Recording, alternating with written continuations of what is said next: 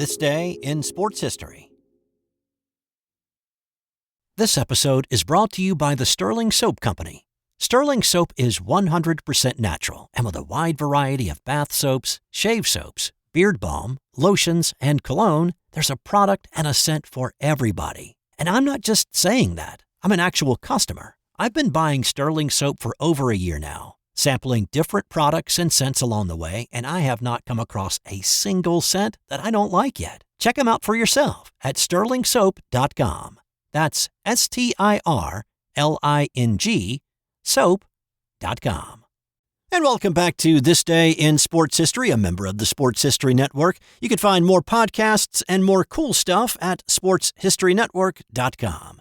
It is November the 1st, and on this day throughout the sports history time continuum, a disaster that happened months before got a temporary fix on this day and then turned into a future opportunity. Eli Manning did something unique, while Drew Brees did something historic, all in the same game. And it was the most famous match race in horse racing history. All that plus a few additional morsels for you, as well as a request in my non-sports fun fact at the end of the show to change a popular phrase to something that makes a whole lot more sense. Stick around. This is going to be a lot of fun. But we do start today's episode with a little tragedy, with what happened on this day in 2012 when former Major League Baseball pitcher Pascual Perez was found dead in his Dominican Republic home.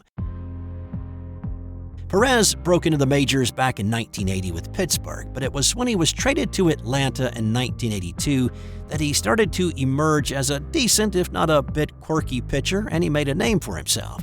He started firing his imaginary finger pistol at batters, peeked through his legs on occasion to see how big of a lead the guy on first was taking, and he became famous after getting lost in Atlanta on I-285 on a night he was scheduled to pitch.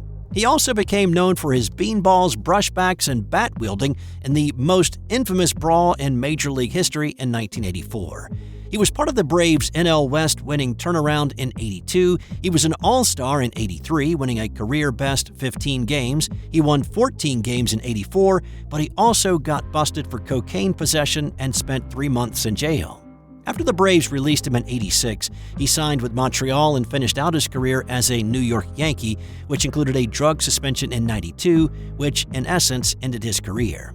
On this day in 2012, Perez was at his home in Haena in the Dominican Republic. Authorities who found the body of Perez described it as a home invasion turned deadly, as machete-wielding men broke into his house while he was there and murdered him. The motive was money. According to reports, Perez's MLB pension payment had just hit his bank account. Pascual Perez was 55. On this day in 2005, the New Orleans Hornets opened their home schedule in Oklahoma City. Their home city was still reeling from the horrific effects of Hurricane Katrina. When Katrina roared into New Orleans on August 29, 2005, it devastated the city and forced the relocation of many. The Hornets arena was badly damaged, and so the team needed to find a place to relocate to start training camp and get ready for the start of the season. And of course, they also needed to find a place that they could play their home games. NBA Commissioner David Stern was on the phone fairly quickly in the days that followed Katrina's departure from the city. Oklahoma City Mayor Mick Cornett had met Stern years before and had pitched him on the idea of Oklahoma City being a great landing spot if the NBA had thought about expanding anytime soon. In that initial meeting, Stern politely blew him off, saying he'd be better chasing an NHL franchise. But now with the devastation in New Orleans, Stern saw OKC as a good fit for a temporary move.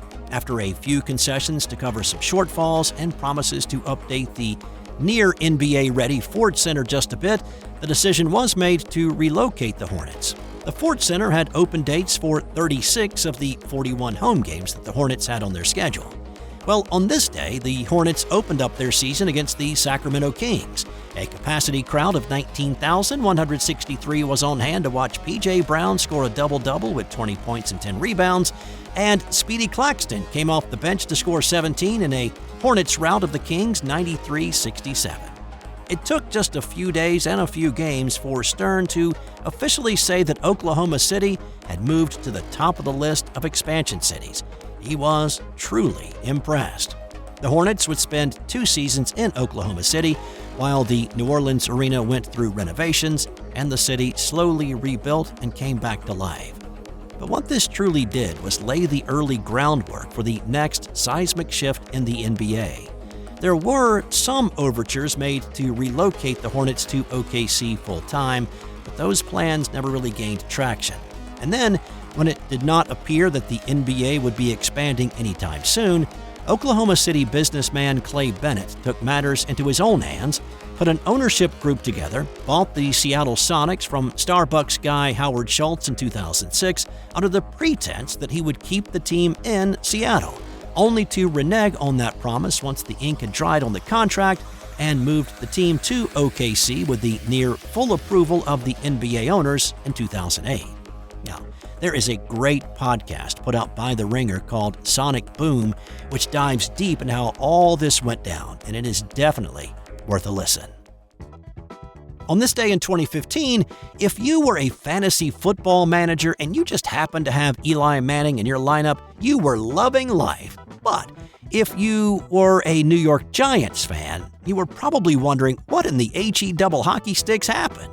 The Giants were on the road in New Orleans playing the Saints, and if you've ever been to New Orleans, there is a good chance you've made it out to Pat O'Brien's at some point. You know, Pat O'Brien's is known for 2 things. 1, the inventor of the Hurricane rum drink, and 2, as a dueling piano bar. Well, on this day, Eli Manning and Drew Brees battled it out like dueling piano virtuosos Elton John and Ben Folds, resulting in a hurricane of activity on the field. With 9.5 minutes left in the game, Eli Manning connected with Dwayne Harris for the second time that night for his 6th touchdown pass of the game and tied the game at 42. Brees also had 6 TD passes at that point, but just a few minutes later, he had one going the other way. Over 900 yards of offense. Brees to the outside. It's picked off on a deflection and taken back by Tremaine McBride for a Giants touchdown. That was his 2nd interception of the night, but really not his fault. His receiver coughed it up and it landed right in the hands of McBride, who took it for the pick 6. But, that's how things go sometimes, right? An interception is not always the QB's fault. Sometimes they're just unlucky. Anyway, Brees responded with another touchdown scoring drive a few minutes later. On 2nd down and 8 from the Giants 9. Brees fires. Touchdown. C.J. Spiller. And Drew Brees ties an NFL record with his 7th touchdown pass today. So, Brees equaled the mark we've talked about a few times on this podcast, first done by Sid Luckman back in 1943. Brees became the 7th, and at this point, the last to throw 7 touchdowns in a game. The one to C.J. Spiller came with 36 seconds left in the game, plenty of time for the Giants to connect a couple of passes and get into field goal range. But they couldn't move it more than 5 yards and used only 16 seconds before they had to punt it away. The Saints had a great punt return and benefited from a 15-yard penalty tacked onto that to set up Kai Forbath for the game winner. The 50-yard attempt by Forbath is good. Saints won the game 52-49. So a few things here. 101 combined points was just the 5th highest scoring game in NFL history. A combined 113 points is the record, set back in 1966, which I will talk about later on this month. And Eli Manning holds the interesting distinction of being the only NFL quarterback to throw 6 touchdown passes, 0 interceptions, and still be on the losing end. 5 other guys have thrown 6 TDs in an NFL game and lost, but they had at least 2 picks to go along with those. How about another guy who was winging it around the football field, putting up big numbers on this day in 1964, but still lost the football game? 37-year-old George Blanda threw 68 passes in a 24-10 loss on this day. This was an AFL showdown between a really good Buffalo Bills team and Blanda's not-so-good Houston Oilers team. Blanda threw an 11-yard touchdown pass in the first quarter, and then he booted a 49-yard field goal later in the quarter to give Houston an early lead. Blanda completed 37 of his 68 passes for 393 yards. He also threw 3 picks. Blanda's 68 pass attempts set a new NFL record and stayed that way until New England's Drew Bledsoe attempted 70 passes 30 years later in a game against the Minnesota Vikings. Looking for that perfect gift for the basketball fan in your life? Basketball Now is it. Newly updated for 2025, it spotlights 50 of the NBA's top stars. Think fast breaks, clutch threes, and buzzer beaters, captured in stunning photography with sharp, readable analysis. From rising stars to veteran icons, this book is a courtside pass to the game right now. Wrap up a slam dunk this holiday season. Pick up your copy of Basketball Now today at your favorite bookseller. On this day in 1924, the Lafayette Leopards of Easton, Pennsylvania, changed football forever with a little bit of innovation. The Leopards were riding a wave of confidence after winning their opening 5 games of the season, but next up on their schedule were the mighty Penn Quakers. In their 6 games, the Quakers had outscored their opponents 174-14. Part of the Quakers' success may have been due to their advanced scouting. Lafayette's coach, Herb McCracken, heard a rumor that Penn's advanced man had been able to decipher his hand signals calling plays from the sideline. Now, if you remember previous stories I've done in 1920s college football, there was no regular substituting. It was 11 guys who played offense, defense, and special teams. If you were subbed out, you could not go back into the game until the next half. So plays had to be signaled in from the sideline. McCracken came up with a unique idea. He told his players to huddle up several yards behind the line of scrimmage and whisper which play they were going to run. And it worked, to an extent. Lafayette held Penn to just 6 points, but they only managed 3 themselves. But the football huddle was born, and soon other teams started to copy Lafayette's subterfuge.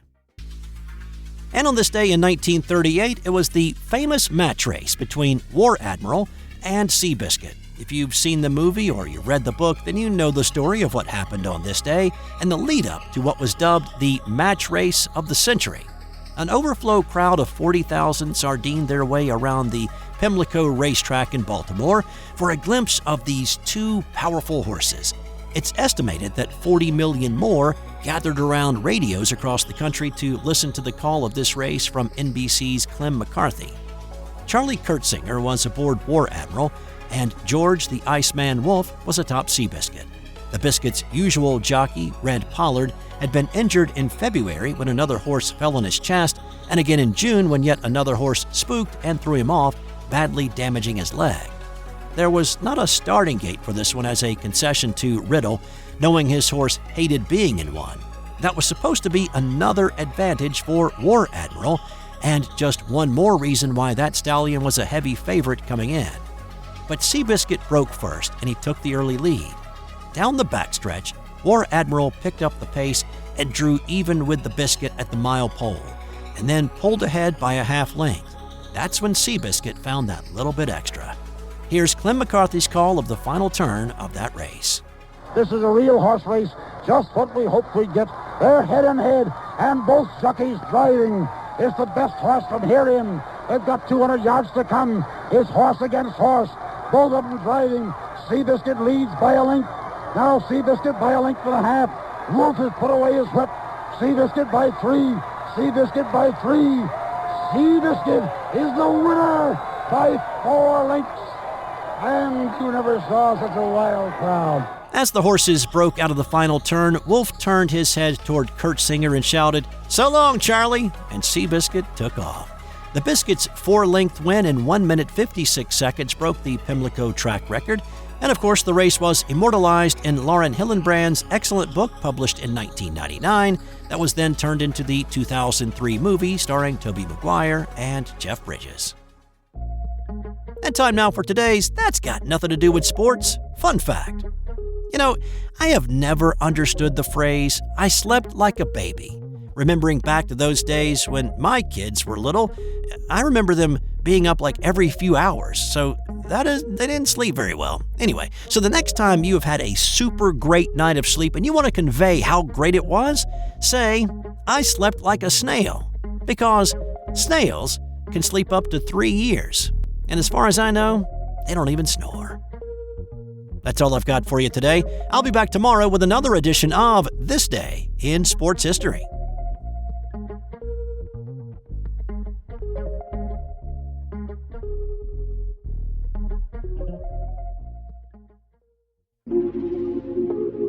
This has been an original Thrive Suite production.